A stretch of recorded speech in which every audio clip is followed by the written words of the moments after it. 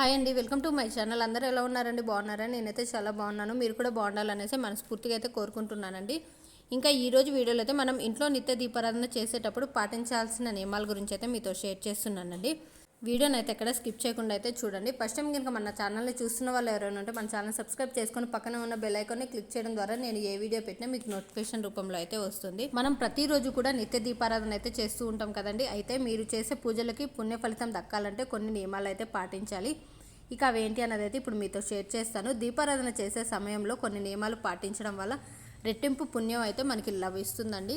మనం నిత్య దీపారాధన చేసేటప్పుడు ఇత్తడి వాటిల్లో లేదంటే ఇత్తడి కుందుల్లో అయితే మనం దీపారాధన అయితే చేస్తూ ఉంటాం కదా. కానీ కొన్ని ప్రత్యేకమైన రోజులలో కొంచెం ప్రత్యేకంగా అయితే దీపారాధన అయితే చేసుకోవాలండి. ఇలా చేస్తే రెట్టింపు పుణ్యం అయితే లభిస్తుంది. ఇంకా ఇప్పుడు ఆ ప్రత్యేకమైన దీపాలు ఏంటి అన్నది అయితే మీతో షేర్ చేస్తున్నానండి. అత్యంత శక్తివంతమైన దీపాలలో అయితే పిండి దీపం అయితే ఒకటండి. లక్ష్మీనారాయణులకు ప్రీతికరమైనటువంటి దీపం ఈ పిండి దీపం అనమాట. కాబట్టి ఇంట్లో దీపారాధన చేసేటప్పుడు పూజ గదిలో అయితే పిండి దీపాలు అయితే వెలిగిస్తే అంటే పిండి దీపాల్లో దీపారాధన చేస్తే మనం చేసే పూజలకైతే రెట్టింపు పుణ్యం అయితే లభిస్తుంది. పిండి దీపాలు తయారు చేసుకోవడానికైతే బియ్య పిండిలో అయితే కొంచెం పాలు ఆవు నెయ్యి వేసి అయితే పిండి దీపాలను అయితే తయారు చేసుకోవాలండి. పిండి దీపాలు అంటే పిండితో చేసిన ప్రమిదలను అయితే అంటే గంధము కుంకుమతో అయితే అలంకరించి ఆవు నేతితో దీపారాధన చేస్తే విశేషమైన పుణ్య ఫలితం అయితే లభిస్తుంది.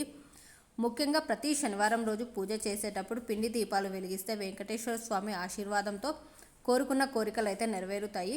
ఇంకా ఆర్థిక సమస్యలు ఏమన్నా ఉన్నా కూడా తొలగిపోతాయండి. ఇక మనం సాధారణంగా అయితే ఇత్తడి కుందుల్లో దీపారాధన చేస్తాం కదా. ఇలా ఇత్తడి కుందుల్లో దీపారాధన చేయడం వల్ల లక్ష్మీ కటాక్షం అయితే కలుగుతుంది. ఎప్పుడైనా ఇంట్లో దీపారాధన చేసేటప్పుడు పూజ గదిలో తప్పనిసరిగా 2 దీపాలను అయితే వెలిగించాలండి. కానీ మనలో చాలామంది పూజ చేసేటప్పుడు ఒక దీపాన్ని మాత్రమే వెలిగిస్తారు. అలా చేయకూడదు. 2 దీపాలు అంటే విష్ణుమూర్తితో పాటు లక్ష్మీదేవి అనుగ్రహాన్ని సులభంగా పొందాలంటే పూజ గదిలో అయితే తప్పనిసరిగా 2 దీపాలను అయితే వెలిగించాలి. వెండి దీపారాధన కుందుల్లో అయితే దీపారాధన చేస్తే ఐశ్వర్యం కలిసి వచ్చి లక్ష్మీదేవి అనుగ్రహం కూడా కలిసి వస్తుందండి.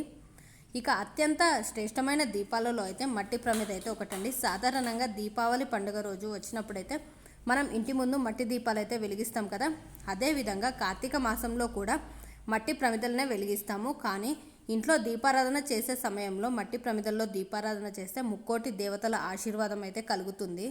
ఇంకా చెప్పాలంటే సోమవారం రోజు ఆ శివయ్యకి నారికేల దీపాన్ని వెలిగించాలండి. సోమవారం రోజు నారికేల దీపాన్ని వెలిగించడం వల్ల ఆ పరమశివుడు అనుగ్రహం కూడా కలుగుతుంది.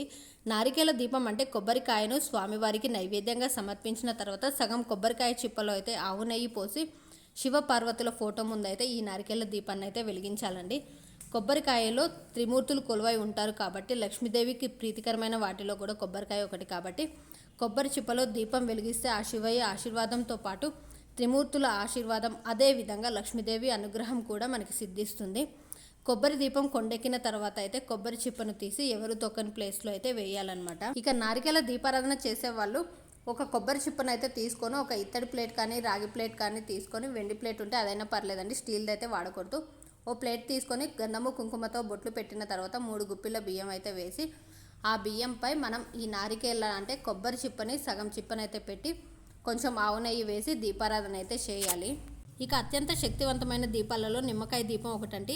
ఒక నిమ్మకాయను సగానికి కట్ చేసి ఆ నిమ్మ చెక్కలో గుజ్జు మొత్తం తీసేసి ఆ నిమ్మ బద్దను కొంచెం లోపలికని వేసి ఆ నిమ్మ బద్దలో కొంచెం నూనె వేసి ఒత్తులు వేసి దీపారాధన చేయాలండి.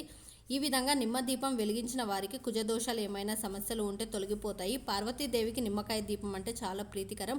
నిమ్మకాయ దీపాలు వెలిగించాలనుకునేవారు మంగళవారం మరియు శుక్రవారాల్లో, అది కూడా రాహుకాల సమయంలో మాత్రమే నిమ్మకాయ దీపాలు అయితే వెలిగించాలి. లక్ష్మీదేవి ఐశ్వర్యానికి అధినేత కాబట్టి లక్ష్మీదేవికి ప్రీతికరమైనటువంటి దీపాలలో రాళ్ల ఉప్పు దీపం ఒకటి కాబట్టి దీన్ని ఐశ్వర్య దీపం అని కూడా అంటారండి. ఏదైనా ఒక శుక్రవారం రోజు ఉప్పు దీపం వెలిగిస్తే చాలా మంచిది. లక్ష్మీదేవి అనుగ్రహం కూడా కలుగుతుంది. కాబట్టి ఏదైనా ఒక శుక్రవారం ఉప్పు దీపాన్ని అయితే వెలిగించాలండి. ఒక పెద్ద ప్రమిదలో ఉప్పుని తీసుకొని రెండో చిన్న ప్రమిద అయితే పెట్టి ఆవు నేతిని వేసి అయితే మనం దీపారాధన అయితే చేసుకోవాలన్నమాట. దీన్నే ఐశ్వర్య దీపం అని కూడా అంటారు.